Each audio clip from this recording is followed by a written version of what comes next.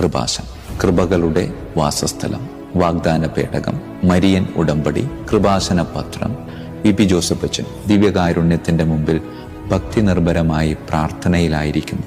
അമ്മ വന്ന് അച്ഛനോട് പറഞ്ഞു, ആയിരക്കണക്കിനല്ല, പതിനായിരക്കണക്കിനല്ല, ലക്ഷക്കണക്കിന് ആളുകൾ അച്ഛനോട് ചേർന്ന് അമ്മയുടെ കരം ഗ്രഹിച്ച് മരിയൻ ഉടമ്പടി സ്വന്തമാക്കി ദൈവീക ഉടമ്പടിയെ ലക്ഷ്യമാക്കിക്കൊണ്ട് യാത്രയിലാണ്. എല്ലാ വർഷവും ഒക്ടോബർ മാസം അവസാന ഞായറാഴ്ച ഒരു വലിയ ജപമാല തീർത്ഥാടന യാത്ര നടത്താറ്.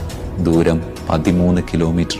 പ്രിയമുള്ളവരെ, അതിൽ പങ്കെടുക്കുന്നവരുടെ എണ്ണം എന്ന് പറയുന്നത് 3 ലക്ഷത്തിലും അധികമാണ്. അങ്ങനെയെങ്കിൽ 3 ലക്ഷം വ്യക്തികൾ 10 ജപമാല വെച്ച് ഒന്നെണ്ണി നോക്കി. അവിടെ നിലനിൽക്കുന്ന മരിയൻ ഉടമ്പടി, കൃപാസന പത്രത്തിന്റെ വിതരണം, ഇവയുമായൊക്കെ ബന്ധപ്പെട്ട് ഒരുപാട് അസ്വസ്ഥതകൾ നാം കേട്ടിട്ടുണ്ട്. ഒരുപാട് ഒറ്റപ്പെടലിന്റെ ദുരനുഭവം